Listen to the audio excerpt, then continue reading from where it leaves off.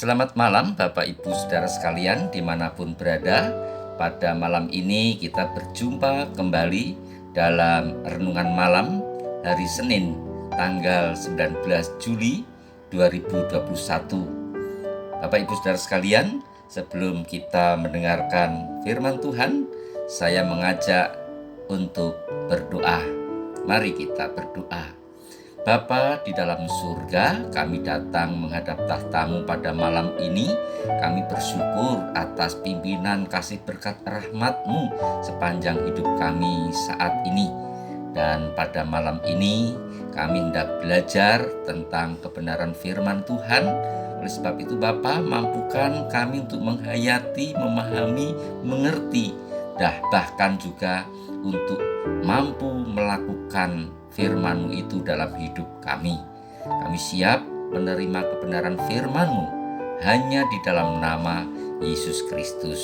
Terima kasih Bapa. Amin.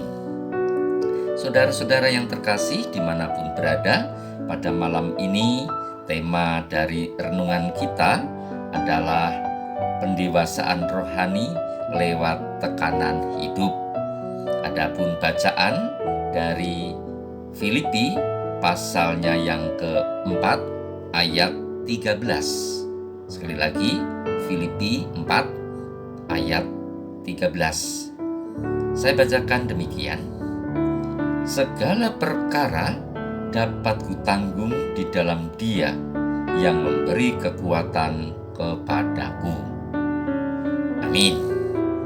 Bapak Ibu Saudara yang terkasih di dalam Tuhan Yesus Kristus, jika kita menghadapi beberapa masalah, dan masalah itu apapun jenisnya, ini tidak lain adalah dapat kita pandang sebagai salah satu cara yang dipakai Tuhan untuk pendewasaan iman atau rohani kita, yaitu agar kita bisa lebih kuat dan tidak manja. Selama ini mungkin kita terlena dengan zona nyaman, sehingga begitu tekanan atau masalah itu datang di dalam kehidupan kita, maka kita bisa langsung oleng atau kehilangan keseimbangan.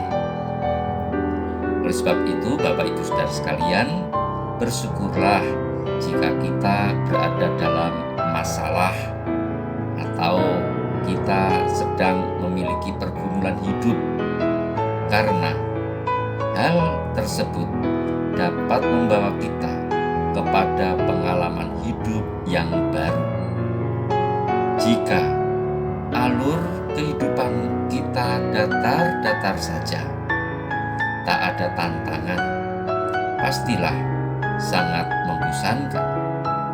Jadi Bapak Ibu Saudara sekalian, jika di dalam hidup kita ada persoalan, pergumulan, maka jadikanlah dan ambillah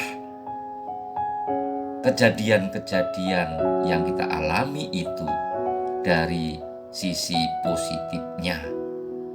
Sebab setiap masalah yang kita alami itu pasti Tuhan akan menyertai kita.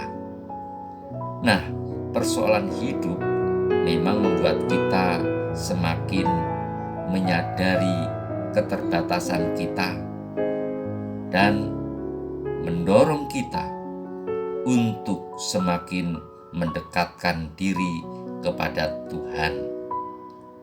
Sebagai contoh, Bapak Ibu Saudara sekalian, seorang pelaut yang handal tidak akan terbentuk dengan baik jika yang dihadapi hanyalah ombak yang tenang, ombak yang kecil.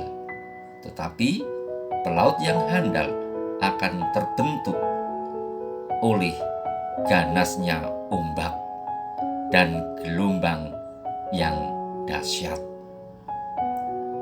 Hal yang berikutnya, karakter seseorang yang asli akan keluar justru tidak dalam posisi pada waktu baik-baik saja, tetapi karakter asli seseorang itu akan muncul di saat terjadi tekanan hidup itu datang.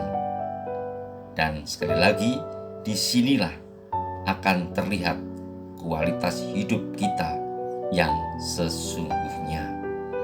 Bapak Ibu yang terkasih, pemazmur Daud dapat mengambil sisi positif dari tekanan hidup yang dialaminya, bahwa aku tertindas itu baik bagiku, supaya aku belajar ketetapan-ketetapanmu.